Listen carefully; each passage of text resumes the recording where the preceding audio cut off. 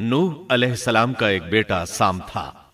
عرب اور بنی اسرائیل اسی کی طرف منسوب ہیں۔ اسی سام کے پوتوں سے ہود علیہ السلام پیدا ہوئے۔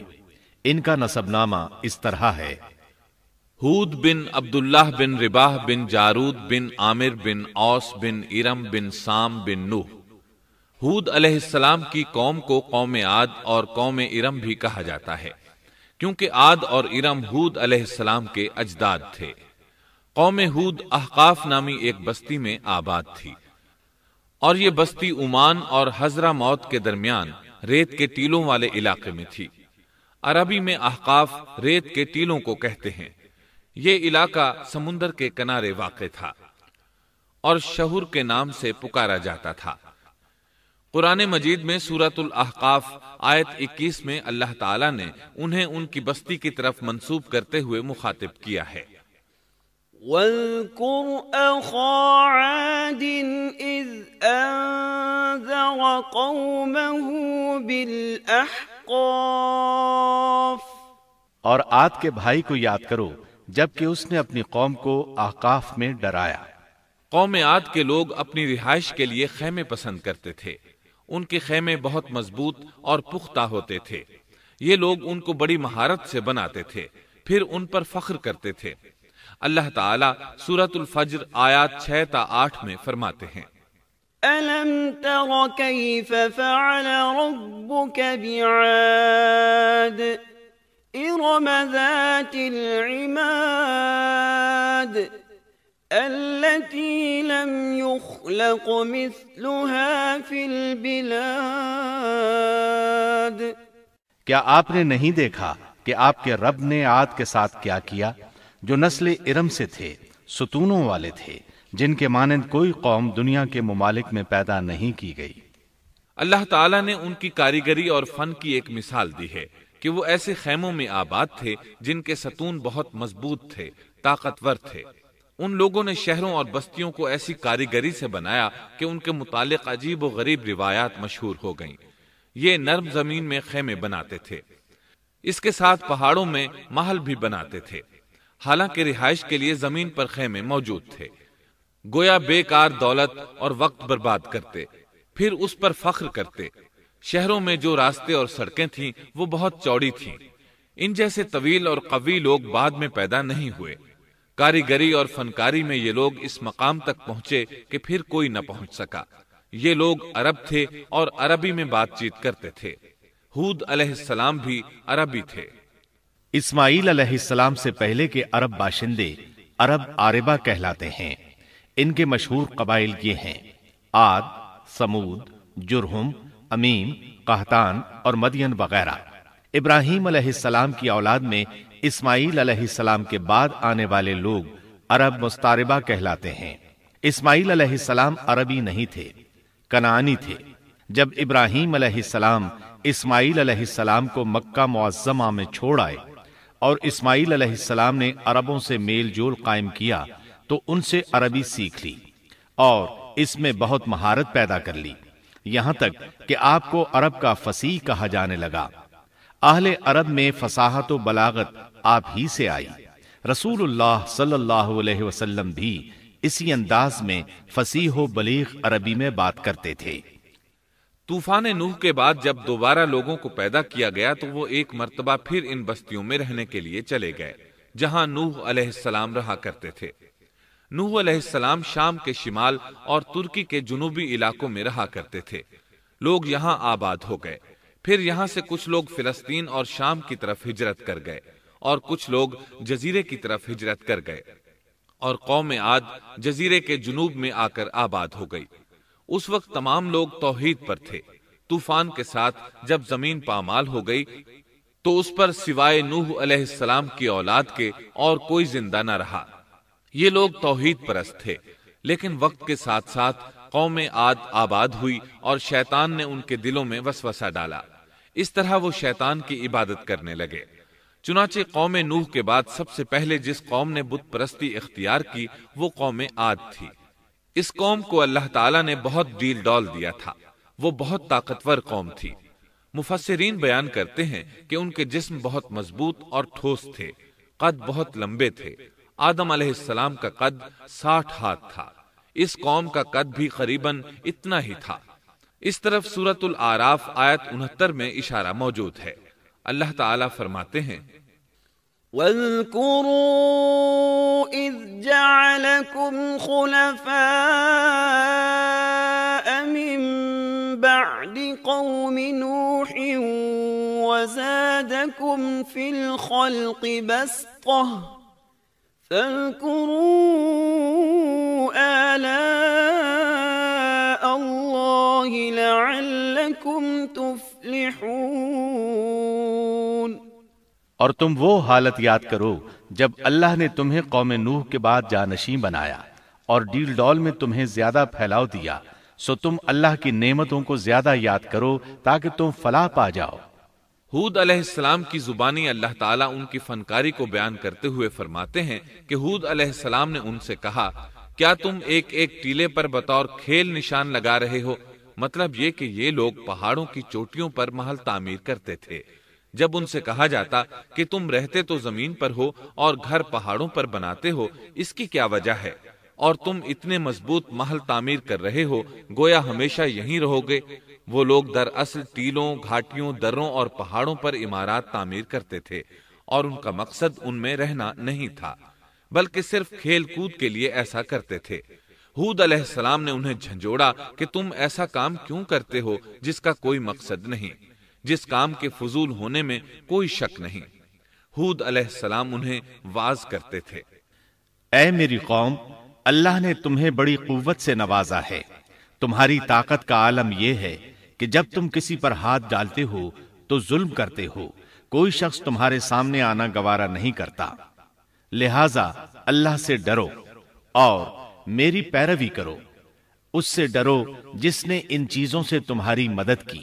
اللہ تعالیٰ نے اپنی ہر طرح کی نعمت، مال، اسباب، اولاد، باغات، شہر، قوت، جسامت اور صنعت کاری سے تمہیں نوازا ہے، لہٰذا تم اللہ سے ڈرو اور میری اطاعت کرو۔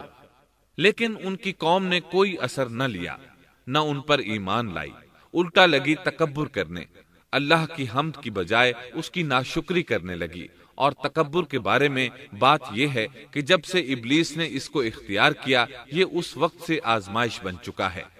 اللہ تعالیٰ سورہ حامیم السجدہ آیت 15 میں فرماتے ہیں، فَأَمَّا عَادٌ فَاسْتَكْبَرُوا فِي الْأَرْضِ بِغَيْرِ الْحَقِّ وَقَالُوا مَنْ أَشَدُّ مِنَّا قُوَّةً أَوَلَمْ يَرَوْا أَنَّ اللَّهَ الَّذِي خَلَقَهُمْ هُوَ أَشَدُّ مِنْهُمْ قُوَّةً۔ پس قوم عاد نے تو بے وجہ زمین میں سرکشی شروع کر دی اور کہنے لگے کہ ہم سے زوراور کون ہے؟ کیا انہیں یہ نظر نہ آیا کہ جس اللہ نے انہیں پیدا کیا ہے وہ ان سے بہت ہی زیادہ زوراور ہے؟ جب یہ لوگ اپنی سرکشی اور کفر میں حد سے بڑھ گئے، تب اللہ تعالیٰ نے ہود علیہ السلام کو ان کی طرف بھیجا۔ انہوں نے انہیں اللہ کی طرف بلایا اور کہا، اے میری قوم، اللہ کی عبادت کرو، اس کے سوا تمہارا کوئی معبود نہیں۔ کیا تم ڈرتے نہیں؟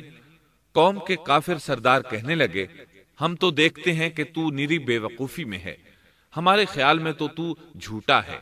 اس پر ہود علیہ السلام نے فرمایا، میری قوم، میں بے وقوف نہیں، میں تو تمام جہانوں کے پروردگار کی طرف سے بھیجا گیا ہوں، تمہیں اپنے رب کے پیغامات پہنچا رہا ہوں، اور ہوں بھی تمہارا دلی خیر خواہ اور امانت دار۔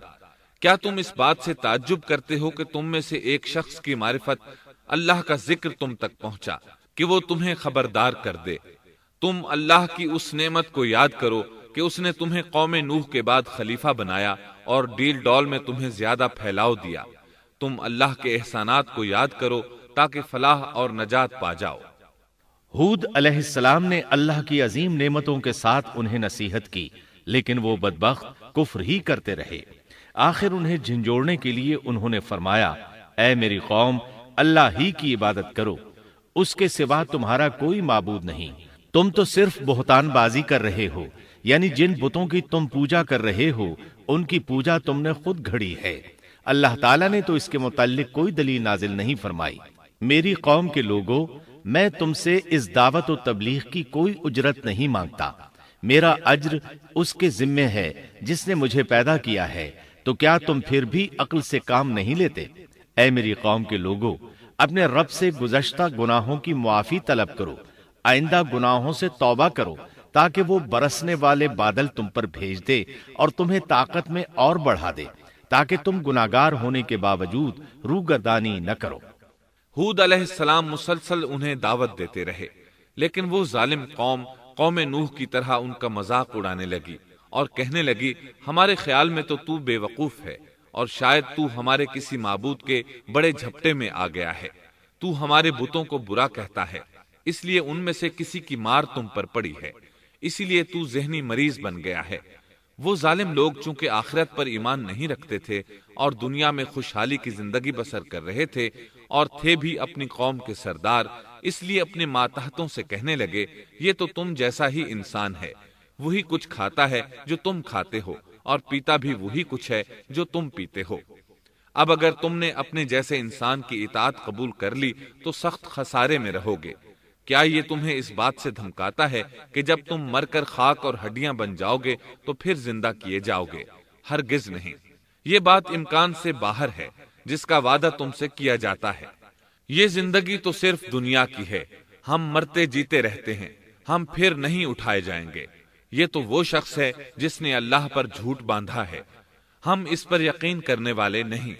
ہود علیہ السلام انہیں دعوت دیتے رہے، یہاں تک کہ ان کی قوم نے واضح طور پر کہہ دیا کہ آپ ہمیں واز سنائیں یا نہ سنائیں، ہم تو اپنی روش نہیں چھوڑیں گے، یہ تو پرانے لوگوں کا دین ہے۔ اس طرح قوم انہیں مسلسل جھٹلاتی ہی رہی۔ آخر ہود علیہ السلام نے بھی انہیں کھلم کھلا دھمکی دی اور فرمایا، لوگوں سنو، میں صرف تمہیں ہی نہیں اللہ کو بھی گواہ بنا کر اعلان کرتا ہوں کہ اللہ کے سوا جس کی عبادت ہو رہی ہے میں ان سب سے بری طرح بیزار ہوں۔ اب تم ہی نہیں اپنے ساتھ اوروں کو بھی بلا لو اور اپنے ان سب جھوٹے معبودوں کو بھی بلا لو، اور تم سے جو ہو سکے مجھے نقصان پہنچا دو، مجھے کوئی مہلت نہ دو، نہ مجھ پر ترس کھاؤ۔ یہ فرمانے کے بعد انہوں نے اللہ سے دعا کی، رب انصرنی بما کذبون، اے پروردگار ان کے جھٹلانے پر تو میری مدد فرما۔ اللہ کی طرف سے آپ کو جواب ملا، یہ تو بہت ہی جلد اپنے کیے پر پچھتانے لگیں گے۔ اللہ کے نبی کا انکار کرنے، اس سے بغض رکھنے اور اس کا مذاق اڑانے والوں کا انجام کیا ہوا؟ اللہ نے انہیں ایسے زناٹے کی آندھی سے تہس نہس کیا کہ جس کی تاریخ میں مثال نہیں ملتی۔ اللہ نے ان سے بارش روک لی، اس سے خشک سالی کی کیفیت پیدا ہو گئی، درخت اور پھل ختم ہو گئے، وہ لوگ بارش کی خواہش کرنے لگے۔ اسی حالت میں ایک دن اللہ نے انہیں عذاب دینے کا ارادہ فرمایا۔ انہوں نے دیکھا ایک سیاہ بادل ان کی طرف بڑھ رہا ہے، خوشی سے اچھلنے لگے، کہنے لگے یہ بادل ہم پر برسنے والا ہے، جبکہ ان کا خیال غلط تھا۔ دراصل ابر کی صورت میں یہ وہ قہر الہی تھا جس کے آنے کی وہ جلدی مچا رہے تھے۔ وہ عذاب ان کی بستیوں کی تمام چیزوں، پھلوں، خیموں، درختوں کو تہس نہس کرتا ہوا آیا۔ اسے اللہ کا یہی حکم تھا۔ آندھی اس قدر زبردست تھی کہ پہاڑوں پر ان کے تعمیر کردہ محلوں تک کو اڑا لے گئی۔ مجرموں کا یہی بدلہ ہے۔ اللہ تعالیٰ سورۃ الزاریات آیت 41 اور 42 میں فرماتے ہیں، وَفِي عَادٍ إِذْ أَرْسَلْنَا عَلَيْهِمُ الرِّيحَ الْعَقِيمَ مَا تَذَرُ مِن شَيْءٍ أَتَتْ عَلَيْهِ إِلَّا جَعَلَتْهُ كَالرَّمِيمِ۔ اسی طرح عادیوں میں بھی ہماری طرف سے تنبیہ ہے، جبکہ ہم نے ان پر خیر و برکت سے خالی آندھی بھیجی، وہ جس چیز پر گرتی تھی اسے بوسیدہ ہڈی کی طرح چورا چورا کر دیتی تھی۔ اس آندھی نے ہر چیز کو فنا کر کے رکھ دیا۔ اللہ تعالیٰ ان کی تباہی ایک جگہ ان الفاظ میں بیان کرتے ہیں، قوم عاد نے بھی جھٹلایا، پس کیسا ہوا میرا عذاب اور میری ڈرانے والی باتیں۔ ہم نے ان پر تیز و تند مسلسل چلنے والی ہوا ایک لگاتار منحوس دن میں بھیج دی، جو لوگوں کو اٹھا اٹھا کر دے پٹکتی تھی۔ گویا کہ وہ جڑ سے کٹے ہوئے کھجور کے تنے ہیں۔ پس کیسی رہی میری سزا اور میرا ڈرانا؟ یقیناً ہم نے قرآن کو نصیحت کے لیے آسان کر دیا ہے، پس کیا ہے کوئی نصیحت پکڑنے والا؟ ایک تیسرے مقام پر اللہ نے ان کی ذلت اور رسوائی کا ذکر یوں کیا ہے، قوم عاد بے حد تند اور تیز ہوا سے غارت کر دی گئی۔ وہ ہوا ان پر برابر لگاتار 7 رات اور 8 دن تک اللہ کے حکم سے چلتی رہی۔ آپ وہاں ہوتے تو دیکھتے کہ وہاں لوگ یوں چاروں شانوں چت گرے پڑے ہیں جیسے وہ کھجوروں کے کھوکھلے تنے ہوں۔ کیا ان میں سے کوئی بھی آپ کو باقی نظر آ رہا ہے؟ ہود علیہ السلام کو اللہ تعالیٰ نے اپنی رحمت سے نجات دی۔ باقی تمام جگہوں پر تباہی تھی، لیکن جس جگہ ہود علیہ السلام اور ان کے ساتھی تھے اس طرف یہ ہوا پھٹکی بھی نہیں۔ کہا جاتا ہے کہ ایک باڑ تھی جس میں ہود علیہ السلام، حیوانات، چوپائے اور ان پر ایمان لانے والے تھے، اور آندھی نے ہر چیز کو فنا کر ڈالا۔ اللہ تعالیٰ سورہ آراف آیت 72 میں فرماتے ہیں، فَأَنْجَيْنَاهُ وَالَّذِينَ مَعَهُ بِرَحْمَةٍ مِّنَّا وَقَطَعْنَا دَابِرَ الَّذِينَ كَذَّبُوا بِآيَاتِنَا وَمَا كَانُوا مُؤْمِنِينَ۔ غرض ہم نے انہیں اور ان کے ساتھیوں کو اپنی رحمت سے بچا لیا اور ان لوگوں کی جڑ کاٹ دی جنہوں نے ہماری آیتوں کو جھٹلایا تھا اور وہ ایمان لانے والے نہ تھے۔ اسی طرح سورہ ہود میں اللہ فرماتے ہیں، جب ہمارا حکم آ پہنچا تو ہم نے ہود کو اور ان کے ساتھیوں کو اپنی خاص رحمت سے نجات دی۔ ہم نے ان سب کو سخت عذاب سے صاف بچا لیا۔ یہ تھے قوم عاد کے لوگ جنہوں نے اپنے رب کی آیتوں کا انکار کیا اور اس کے رسولوں کی نافرمانی کی، اور ہر ایک سرکش نافرمان کے حکم کو مانا۔ دنیا میں بھی ان پر لعنت لگا دی گئی اور قیامت کے دن بھی۔ دیکھ لو، قوم عاد نے اپنے رب سے کفر کیا، ہود کی قوم عاد پر لعنت ہو۔ اس طرح قوم عاد تباہ ہو گئی۔ ان کے بعد مومنوں نے ان کے باقی بچ جانے والے مکانات پر قبضہ کر لیا اور وہاں رہنے لگے۔ پھر ہود علیہ السلام نے حضرہ موت میں وفات پائی۔ اب ہم آتے ہیں سیدنا صالح علیہ السلام کے قصے کی طرف۔ دن گزرتے گئے اور لوگ ایک بار پھر ابلیس لعین کے وسوسے میں آ کر کفر کی طرف پلٹ آئے، کیونکہ ابلیس کسی بھی شخص کو وسوسے میں ڈالے بغیر نہیں چھوڑتا۔ اس طرح ایک بار پھر کفر پھیل گیا، چنانچہ اللہ نے ان کی ہدایت کے لیے صالح علیہ السلام کو مبعوث فرمایا۔ یہ سمود کے پوتوں میں سے ایک عربی نبی تھے۔ ان کا نسب نامہ اس طرح ہے: صالح بن عبید بن سیاف بن ماشح بن عبید بن حاضر بن سمود بن ارم بن سام بن نوح علیہ السلام۔ گویا صالح علیہ السلام کا تعلق قوم سمود سے تھا، اور یہ قوم عاد کی نسل سے تھی۔ سمود کی قوم نے یمن کو خیرباد کہا اور جزیرے سے شمال کی طرف منتقل ہو گئے۔ پھر وہاں ہجر نامی ایک بستی میں جا ٹھہرے۔ قرآن کریم کی سورۃ الحجر اسی بستی کے نام سے موسوم ہے۔ قوم عاد کا تذکرہ سورۃ الحجر کے علاوہ سورۃ الاحقاف اور سورہ ہود میں بھی ہے۔ اللہ تعالیٰ سورۃ الحجر آیت 80 میں فرماتے ہیں: وَلَقَدْ كَذَّبَ أَصْحَابُ الْحِجْرِ الْمُرْسَلِينَ۔ اور ہجر والوں نے بھی رسولوں کو جھٹلایا۔ ہجر قوم سمود کا مرکزی شہر تھا۔ اب وہ مدائن صالح کے نام سے مشہور ہے۔ یہ شہر مدینہ منورہ کے شمال مغرب میں 380 کلومیٹر کے فاصلے پر واقع ہے۔ یہ لوگ بھی پہاڑوں کو تراش کر گھر بناتے تھے۔ یہ صنعت اور کاریگری انہوں نے قوم عاد سے وراثت میں پائی تھی۔ اللہ تعالیٰ سورۃ الفجر آیت 9 میں فرماتے ہیں: وَثَمُودَ الَّذِينَ جَابُوا الصَّخْرَ بِالْوَادِ۔ اور قوم سمود کے ساتھ کیا کیا جنہوں نے وادی میں بڑے بڑے پتھر تراشے تھے۔ قرآن مجید میں اللہ تعالیٰ ایک مقام پر فرماتے ہیں: اور ہم نے قوم عاد اور سمود کو غارت کیا جن کے بعض مکانات آپ کے سامنے ظاہر ہیں۔ ان کے مکانات ان کی تباہی سے لے کر اب تک موجود ہیں۔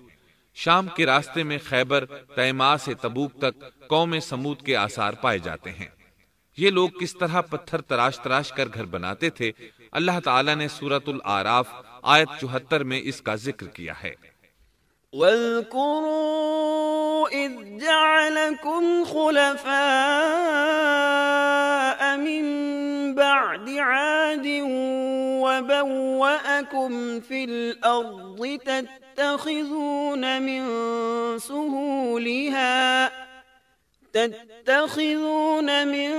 سهولها قصورا وتنحتون الجبال بيوتا فاذكروا آلاء الله ولا تعثوا في الأرض مفسدين۔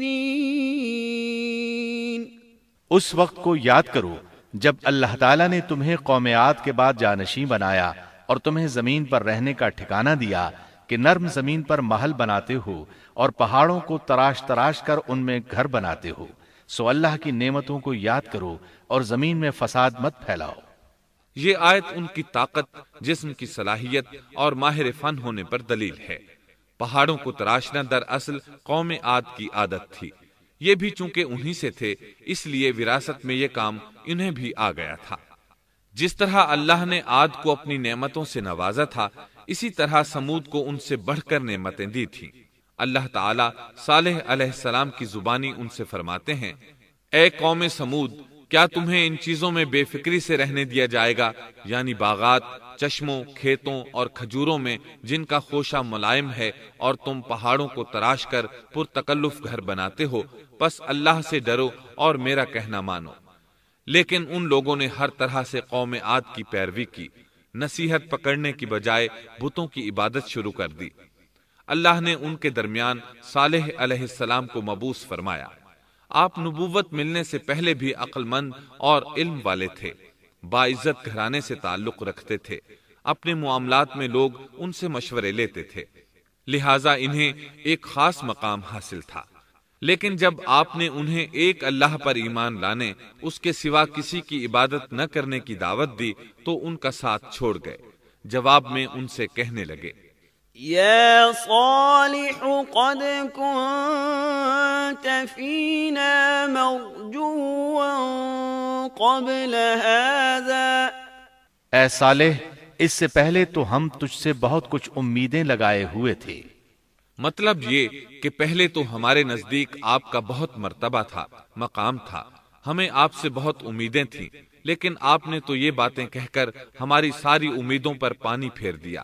ان کے اس جواب کے باوجود صالح علیہ السلام انہیں اللہ کی طرف بلاتے رہے اور ان سے کہتے رہے، اے میری قوم، اللہ کی عبادت کرو، اس کے سوا تمہارا کوئی معبود نہیں۔ تمام انبیاء کی اپنی اپنی قوم کو یہی دعوت تھی کہ اے لوگو، اللہ کی عبادت کرو، اسی نے تمہیں زمین سے پیدا کیا ہے، اسی نے تمہیں زمین میں آباد کیا ہے، اس سے معافی طلب کرو، یقیناً میرا رب قریب ہے اور دعاؤں کو قبول کرنے والا ہے۔ اے میری قوم، تم نیکی سے پہلے برائی کی جلدی کر رہے ہو، اللہ سے معافی کیوں نہیں مانگتے کہ تم پر رحم کیا جائے؟ اللہ سے ڈرو، میری اطاعت کرو، حد سے گزر جانے والے بے باک لوگوں کی اطاعت سے باز آؤ، وہ ملک میں فساد پھیلا رہے ہیں اور اصلاح نہیں کرتے۔ صالح علیہ السلام نے ہود علیہ السلام کی طرح اپنی قوم کو نصیحت کی، لیکن ان ظالموں نے بھی اسی طرح کفر کیا جیسے قوم عاد نے کیا تھا۔ کہنے لگے، یہ کیسے ہو سکتا ہے کہ ہم اپنے میں سے ایک شخص کے تابع ہو جائیں؟ اس اکیلے کی اتنی زیادہ فضیلت کی آخر کیا وجہ ہے؟ ہم نہیں مان سکتے کہ ہم میں صرف اسی ایک پر اللہ کی باتیں نازل ہوتی ہیں۔ پھر وہ اس سے بھی آگے بڑھے اور اللہ کے نبی کو کھلے الفاظ میں پرلے درجے کا جھوٹا کہا، جادوگر کہا۔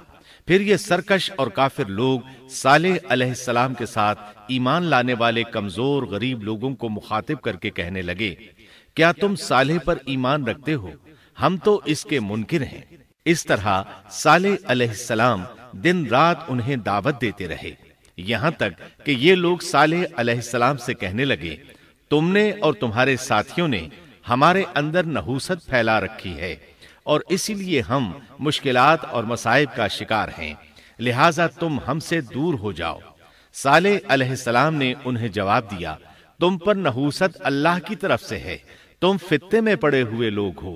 پھر اس کے بعد وہ لوگ صالح علیہ السلام سے مکمل طور پر دشمنی کرنے لگے اور انہوں نے آپ کو یہاں تک کہہ دیا کہ آپ ہماری مجلس میں نہ آیا کریں کیونکہ آپ منحوس ہیں۔ پھر بات یہاں تک پہنچی کہ صالح علیہ السلام نے انہیں اللہ کے عذاب سے ڈرایا، دھمکایا اور کہا، يا قوم أرأيتم إن كنت على بينة من ربي وآتاني منه رحمة فمن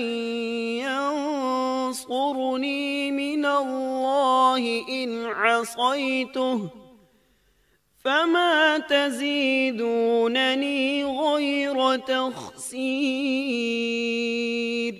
اے میری قوم کے لوگو، ذرا بتلاؤ تو اگر میں اپنے رب کی طرف سے کسی مضبوط دلیل پر ہوا اور اس نے مجھے اپنے پاس سے رحمت عطا کی ہو، پھر میں نے اس کی نافرمانی کی، تو کون ہے جو اس کے مقابلے میں میری مدد کرے؟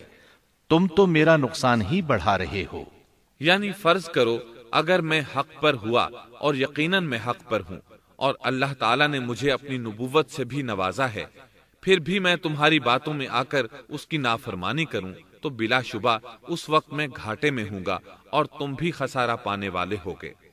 اس پر وہ ظالم لوگ مقابلے پر اتر آئے، کہنے لگے اگر تو سچا ہے تو کوئی معجزہ لے آ، لیکن وہ معجزہ ہماری مرضی کے مطابق ہو، اس صورت میں ہم ضرور ایمان لے آئیں گے۔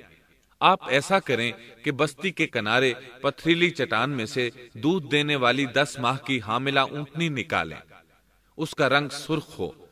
صالح علیہ السلام سے یہ مطالبہ کر کے وہ سردار لوگ ایک طرف بیٹھ گئے اور مذاق اڑانے لگے۔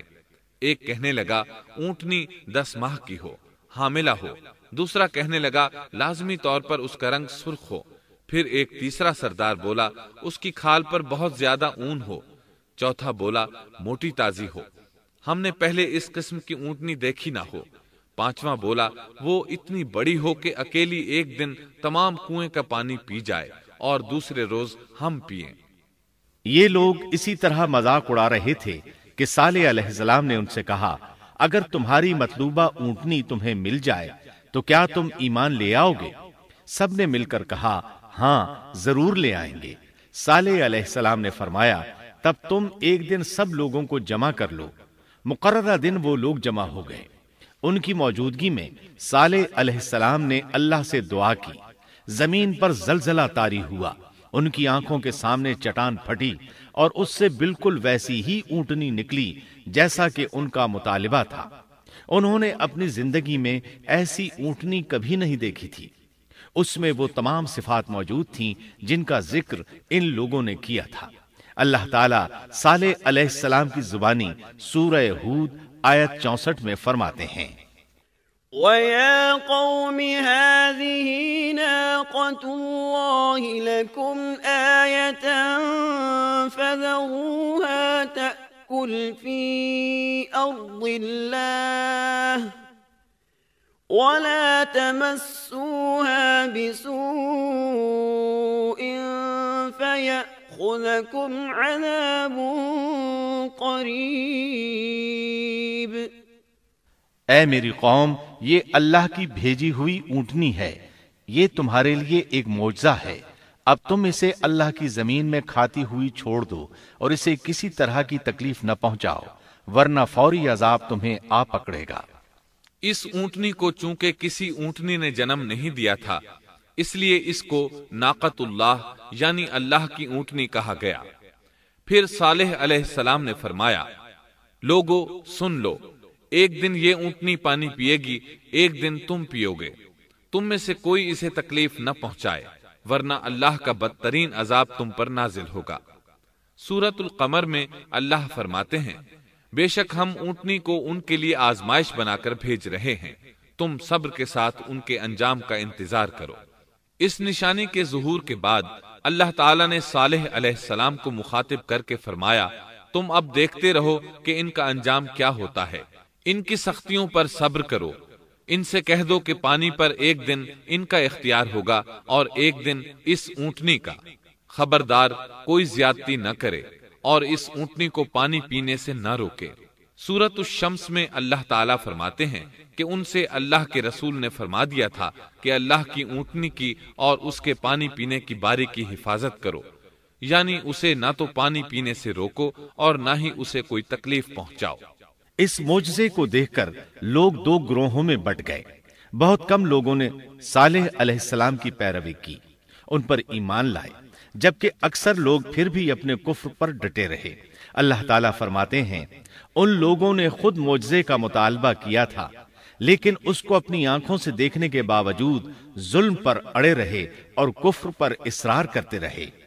سورۃ الحجر آیت 81 میں اللہ فرماتے ہیں وَآتَيْنَاهُمْ آيَاتِنَا فَكَانُوا عَنْهَا مُعْرِضِينَ،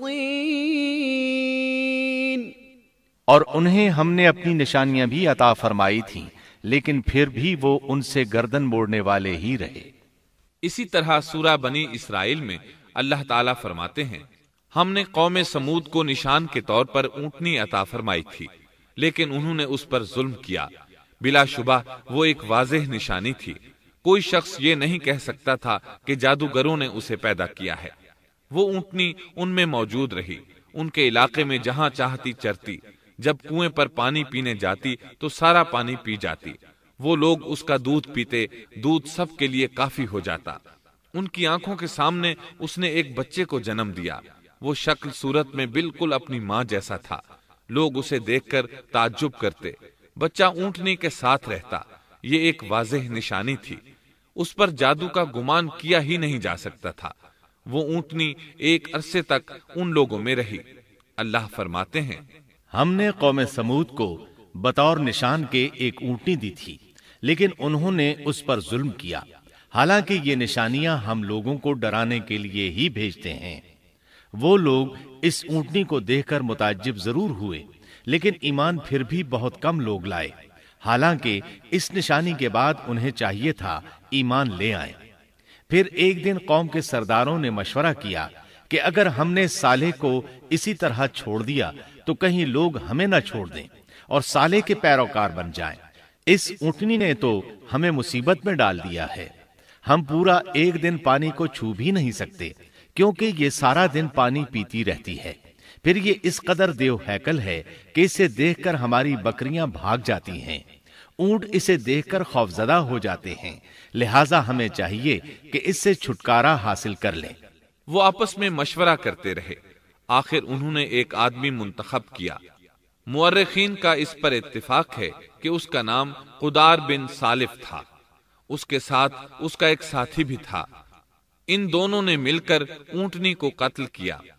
اللہ تعالیٰ سورۃ القمر آیت 29 اور 30 میں فرماتے ہیں فنادوا صاحبهم فتعاطى فعقر فكيف كان عذابي ونذر۔ پھر انہوں نے اپنے ساتھی کو بلایا، تب اس نے ہاتھ بڑھایا اور اس کی کونچیں کاٹ دیں، پھر دیکھا ہمارا عذاب اور ڈراوا کیسا تھا۔ اس قدار کے بارے میں نبی کریم صلی اللہ علیہ وسلم کا ارشاد ہے کہ پہلے لوگوں میں سے سب سے زیادہ بدبخت یہی تھا۔ اللہ تعالیٰ نے قرآن مجید میں اس کا ذکر یوں فرمایا ہے فنادوا صاحبہم، پھر انہوں نے اپنے ساتھی کو پکارا۔ سورۃ الشمس میں اللہ فرماتے ہیں اذ انبعث اشقاها، جب ان میں بڑا بدبخت شخص اٹھ کھڑا ہوا۔ یہ بدبخت قدار اٹھا، اپنے ساتھی کو ساتھ لیا اور اونٹنی کو قتل کرنے کے لیے تیار ہو گئے۔ آپس میں مشورہ ہوا کہ یہ نہ کہا جائے ہم نے اسے قتل کیا ہے۔ اس طرح باقی لوگوں نے بھی ان سے اتفاق کیا۔ اللہ تعالیٰ سورہ نمل آیت 48 میں فرماتے ہیں وَكَانَ فِي الْمَدِينَةِ 9 رَهْطٍ يُفْسِدُونَ فِي الْأَرْضِ وَلَا يُصْلِحُونَ، اور اس شہر میں 9 آدمی ایسے تھے جو زمین میں فساد کرتے تھے اور اصلاح نہیں کرتے تھے۔ مطلب یہ کہ یہ لوگ فساد کی انتہا کو پہنچے ہوئے تھے، ان میں بھلائی نام کو نہیں تھی اور نہ ان کا فساد کی اصلاح کا ارادہ تھا۔ بخاری، مسلم اور مسند احمد کی ایک حدیث میں ہے، رسول اللہ صلی اللہ علیہ وسلم نے ایک بار اپنے خطبے میں اس اونٹنی اور اسے مار ڈالنے کا ذکر فرمایا۔ آیت اذم بعثا اشقاہا کی تلاوت کرتے ہوئے فرمایا کہ جیسے ابو زمعہ تھا، اسی جیسا یہ شخص بھی اپنی قوم میں عزیز، دلیر اور بڑا آدمی تھا۔ تمام لوگوں نے اس بدبخت کے ساتھ عہد کیا اور اسے یقین دہانی کرائی کہ اگر تمہارے ساتھ کسی نے برائی کا ارادہ کیا تو تمام قوم تمہاری حمایت میں اٹھ کھڑی ہوگی۔ اس یقین دہانی کے بعد یہ بدبخت اونٹنی کے انتظار میں بیٹھ گئے۔ اونٹنی پہاڑ کی طرف سے آتی تھی اور پانی پی کر واپس چلی جاتی تھی، یہی اس کا معمول تھا۔ جب ان لوگوں نے چٹان سے اونٹنی کو نکلتے دیکھا تو اچانک حملہ کرنے کے لیے آگے بڑھے، لیکن اس کا جثہ دیکھ کر خوفزدہ ہو گئے، الٹے پاؤں بھاگے۔ بدبخت قدار نے اپنے ساتھیوں کی یہ حالت دیکھی تو ہنس پڑا اور آگے بڑھ کر اونٹنی کی ران میں تیر مارا۔ اس سے اونٹنی کی ران کی ہڈی ٹوٹ گئی اور وہ نیچے گر گئی۔ پھر اس ظالم نے اپنے ساتھیوں کو آواز دی اور آگے بڑھ کر اونٹنی کی کونچیں کاٹ دی۔ سورۃ الشمس میں اللہ تعالیٰ فرماتے ہیں، ان لوگوں نے اپنے پیغمبر کو جھوٹا سمجھ کر اس اونٹنی کی کونچیں کاٹ دیں، پس ان کے رب نے ان کے گناہوں کے باعث ان پر ہلاکت ڈالی اور پھر ہلاکت کو عام کر دیا اور اس بستی کو برباد کر دیا۔ اونٹنی کی کونچیں کاٹ دیے جانے کے بارے میں اللہ تعالیٰ ایک دوسرے مقام پر فرماتے ہیں کہ پس انہوں نے اونٹنی کو مار ڈالا اور اپنے پروردگار کے حکم سے سرتابی کی اور کہنے لگے، اے صالح، جن عذابوں سے تو ہمیں دھمکاتا رہتا تھا، اگر تو واقعی پیغمبر ہے تو ان عذابوں کو ہم پر نازل کرا دے۔ اونٹنی پر حملہ ہوتے ہی اس کا بچہ بھاگ نکلا تھا۔ وہ پہاڑ کی چوٹی پر چڑھ گیا، 3 مرتبہ بلبلایا۔ یہ بدبخت اس کے پیچھے بھاگے اور آخر اسے بھی قتل کر دیا۔ پھر تمام بستی والے جمع ہوئے، اونٹنی اور اس کے بچے کا گوشت تیار کیا اور مزے کے ساتھ اس کو کھایا۔ اس جرم میں ان سب نے شرکت کی، البتہ جو لوگ صالح علیہ السلام پر ایمان لے آئے تھے وہ الگ تھلگ رہے۔ صالح علیہ السلام کو جب یہ خبر ملی تو وہ گھبرائے ہوئے اونٹنی کے پاس پہنچے۔ اونٹنی بے جان پڑی تھی، اس کا بچہ بھی بے جان تھا۔ لوگ ان کے گرد جمع تھے اور ان کا گوشت کھا رہے تھے۔ اس وقت صالح علیہ السلام نے ان سے کہا، فقال تمتعوا في داركم 3 أيام ذلك وعد غير مكذوب۔ اس پر صالح نے کہا کہ اچھا تم 3 دن تک اپنے گھروں میں رہ سہ لو، یہ وعدہ جھوٹا نہیں ہے۔ مطلب یہ کہ تمہیں صرف 3 دن کی مہلت ہے، اس کے بعد تم سب کے سب ہلاک کیے جاؤ گے۔ وہ صالح علیہ السلام کی بات کو رد کرتے ہوئے انہیں دھمکیاں دینے لگے کہ جن عذابوں کا تو ہم سے وعدہ کر رہا ہے، اگر تو سچا ہے تو ان کو ہم پر نازل کر دے۔ اس کے بعد وہ جمع ہو کر مشورہ کرنے لگے کہ آج رات صالح کو بھی مار ڈالو۔ ان کے اس مشورے کے بارے میں اللہ تعالیٰ سورۃ النمل آیات 48 اور 49 میں فرماتے ہیں، اس شہر میں 9 سردار تھے، وہ زمین میں فساد پھیلاتے رہتے تھے اور اصلاح نہیں کرتے تھے۔ انہوں نے آپس میں بڑی بڑی قسمیں کھا کھا کر عہد کیا کہ رات ہی کو صالح اور اس کے گھر والوں پر چھاپا ماریں گے اور اس کے وارثوں سے صاف کہہ دیں گے کہ ہم اس کے اہل کی ہلاکت کے وقت موجود نہیں تھے اور ہم بالکل سچے ہیں۔ اب یہ لوگ صالح علیہ السلام کے گھر کی طرف چلے۔ اللہ تعالیٰ سورۃ النمل آیات 50 اور 51 میں فرماتے ہیں، وَمَكَرُوا مَكْرًا وَمَكَرْنَا مَكْرًا وَهُمْ لَا يَشْعُرُونَ فَانظُرْ كَيْفَ كَانَ عَاقِبَةُ مَكْرِهِمْ أَنَّا دَمَّرْنَاهُمْ وَقَوْمَهُمْ أَجْمَعِينَ۔ اور انہوں نے ایک داؤ کھیلا، سو ہم نے بھی ایک ایسا داؤ کھیلا کہ انہیں خبر بھی نہ ہوئی۔ پھر دیکھو کہ ان کے داؤ کا کیا انجام ہوا، ہم نے انہیں اور ان کی ساری قوم کو ہلاک کر دیا۔ صالح علیہ السلام کا گھر پہاڑ کی بلندی پر تھا۔ یہ فسادی لوگ ابھی اوپر چڑھ رہے تھے کہ زمین حرکت کرنے لگی۔ ایک چٹان اوپر سے لڑھکتی ہوئی آئی اور ان تمام کو پیس کر رکھ دیا۔ ان 9 فسادی لوگوں کی ہلاکت کے ساتھ ہی اللہ کے عذاب کی ابتدا ہو چکی تھی۔ چنانچہ صالح علیہ السلام نے اپنے ساتھیوں کے ساتھ اس بستی کو چھوڑ دیا، یعنی وہ ہجر کے علاقے سے نکل گئے۔ صبح ہوئی تو لوگوں نے ایک عجیب منظر دیکھا۔ قوم سمود کے تمام لوگوں کے چہرے زرد پڑ چکے تھے۔ وہ سب رونے لگے کیونکہ عذاب کے آثار شروع ہو چکے تھے۔ دوسرے دن تمام لوگوں کے چہرے آگ کی طرح سرخ ہو گئے اور تیسرے دن تمام کے چہرے سیاہ ہو چکے تھے۔ اپنی یہ حالت دیکھ کر سب لوگ رونے اور چیخ پکار کرنے لگے، اپنی قبریں کھودنے لگے۔ اب انہیں یقین ہو چکا تھا کہ عذاب کا وعدہ برحق تھا۔ اللہ تعالیٰ نے انہیں پہلی قوموں کی طرح ایک قسم کا عذاب نہیں دیا تھا، جیسے قوم نوح کو صرف طوفان کے ذریعے ہلاک کیا گیا، قوم عاد کو صرف طوفانی ہوا کے ذریعے ہلاک کیا گیا، لیکن قوم سمود کو اللہ تعالیٰ نے طرح طرح کے عذابوں سے دوچار کیا، اس لیے کہ انہوں نے اپنی مطلوبہ شرط پوری ہونے کے باوجود ایمان قبول نہیں کیا تھا۔ عذاب کی ابتدا زلزلے سے ہوئی، زمین حرکت کرنے لگی۔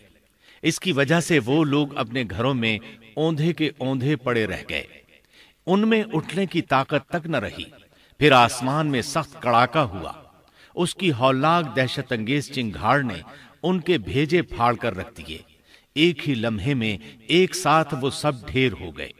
ان کی ہلاکت اور تباہی کو بیان کرتے ہوئے اللہ تعالی سورۃ الزاریات آیات 43 تا 45 میں فرماتے ہیں، وَفِي ثَمُودَ إِذْ قِيلَ لَهُمْ تَمَتَّعُوا حَتَّى حِينٍ فَعَتَوْا عَنْ أَمْرِ رَبِّهِمْ فَأَخَذَتْهُمُ الصَّاعِقَةُ وَهُمْ يَنظُرُونَ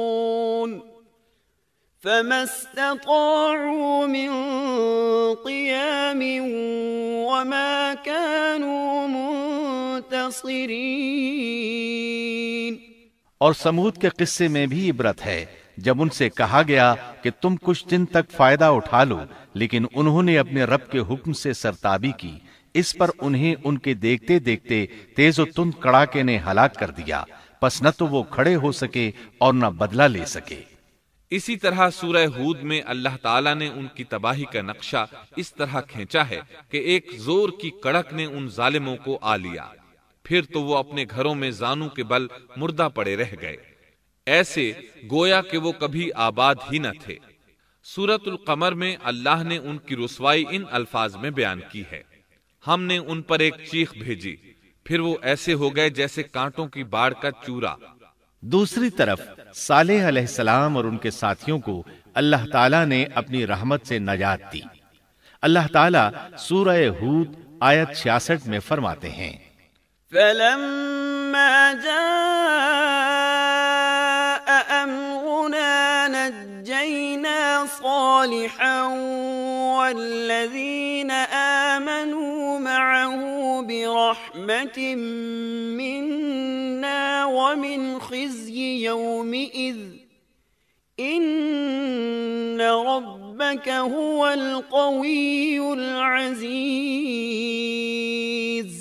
پھر جب ہمارا فرمان آ پہنچا، ہم نے صالح اور ان پر ایمان لانے والوں کو اپنے فضل سے اس سے بچا لیا اور اس دن کی رسوائی سے بھی۔ یقیناً تیرا پروردگار نہایت توانا اور غالب ہے۔ اس قوم کے آثار آج تک باقی ہیں۔ مدینہ منورہ کے شمال مغرب میں ان کے گھر موجود ہیں۔ اب یہ علاقہ مدائن صالح کے نام سے مشہور ہے۔ سورۃ النمل میں اللہ تعالیٰ فرماتے ہیں، پس یہ ان کے گھر ہیں جو ان کے ظلم کے سبب ویران پڑے ہیں، بے شک اس میں دانش مندوں کے لیے نشانیاں ہیں۔ اللہ تعالیٰ نے ان کے نشانات کو آج تک باقی رکھا ہے تاکہ بعد میں آنے والوں کو یقین ہو جائے اور کسی قسم کا شک نہ رہے۔ عذاب کے آثار نمودار ہونے پر صالح علیہ السلام نے ان سے فرمایا تھا، اے میری قوم، میں نے تمہیں اپنے پروردگار کا حکم پہنچا دیا تھا اور میں نے تمہاری خیر خواہی کی، لیکن تم لوگ خیر خواہوں کو پسند نہیں کرتے۔ اس کے بعد صالح علیہ السلام اپنے ساتھیوں کے ساتھ وہاں سے ہجرت کر کے فلسطین آ گئے، وہیں رملہ نامی بستی میں رہنے لگے اور یہیں آپ کی وفات ہوئی۔ نبی کریم صلی اللہ علیہ وسلم صحابہ کرام رضی اللہ عنہم کے ساتھ تبوک تشریف لے گئے تو آپ نے مدائن صالح کے قریب قیام فرمایا تھا۔ صحابہ نے ان کنووں سے پانی لے لیا جو قوم سمود کے استعمال میں رہے تھے، کچھ برتن بھی وہاں سے لے لیے۔ آپ کو پتہ چلا تو آپ نے حکم فرمایا ان برتنوں کو توڑ دو اور اس پانی کو بہا دو اور اس پانی سے جو کھانا تیار کیا ہے اس کو الٹ دو۔ آپ نے انہیں ان گھروں میں داخل ہونے سے بھی روک دیا جن میں اللہ کا عذاب نازل ہوا تھا۔ آپ صلی اللہ علیہ وسلم نے فرمایا، میں ڈرتا ہوں تم پر بھی ایسا عذاب نہ آ جائے جیسا ان پر آیا تھا، اس لیے ان کے علاقے میں داخل نہ ہوا کرو، اور اگر داخل ہونا پڑ جائے تو روتے ہوئے داخل ہوا کرو، اور رونا نہ آئے تو رونے جیسی شکلیں بنا لیا کرو تاکہ تمہارا شمار ظالموں میں نہ ہو۔ اللہ تعالیٰ فرماتے ہیں، ألا إن ثمود كفروا ربهم ألا بعدا لثمود۔ آگاہ رہو، قوم سمود نے اپنے رب سے کفر کیا، سن لو ان سمودیوں پر پھٹکار ہے۔ قرآن میں ان کا قصہ 26 سے زائد مرتبہ بیان کیا گیا ہے۔ اس کے بعد لوگ ایمان کی حالت میں امن چین کی زندگی بسر کرنے لگے، لیکن پھر نئے سرے سے ان میں خرابی پیدا ہوئی۔ شیطان نے پھر اپنا کام دکھایا، ان کے دلوں میں وسوسہ ڈالا اور فلسطین، عراق، مصر اور جزیرے کے نواحی علاقوں میں شرک پھیل گیا۔ لوگ ایک بار پھر کفر کی طرف پلٹ پڑے۔ اس پورے قصے میں چند عبرتیں ہیں، آئیے ذرا ان کا بھی ذکر ہو جائے۔ اللہ تعالیٰ کی اونٹنی اگرچہ سیدنا صالح علیہ السلام کی نبوت کا ایک نشان تھی، ان کی سچائی کا ثبوت تھی، لیکن قرآن کریم کی وضاحت یہ ہے کہ وہ قوم سمود کی آزمائش کے لیے تھی اور وہی ان کی ہلاکت کا نشان ثابت ہوئی، جیسا کہ سورۃ القمر میں اللہ تعالیٰ فرماتے ہیں، إنا مرسل الناقة فتنة لهم فارتقبهم واصطبر۔ بے شک ہم اونٹنی کو ان کی آزمائش اور امتحان کے لیے بھیجنے والے ہیں، پس تو ان کے انتظار میں رہ اور صبر اختیار کر۔ سنت اللہ یہ رہی ہے کہ اگر وہ اپنے پیغمبر کو کسی قوم کی ہدایت کے لیے بھیجے اور قوم اس کی ہدایت پر کان نہ دھرے تو ضروری نہیں کہ وہ قوم ہلاک کر دی جائے، لیکن جو قوم اپنے نبی سے اس وعدے پر نشان طلب کرے کہ اگر ان کا مطلوبہ نشان ظاہر ہو گیا تو وہ ایمان لے آئیں گے، اور پھر نشان آ جانے کے بعد وہ ایمان نہ لائے تو اس قوم کی ہلاکت یقینی ہے۔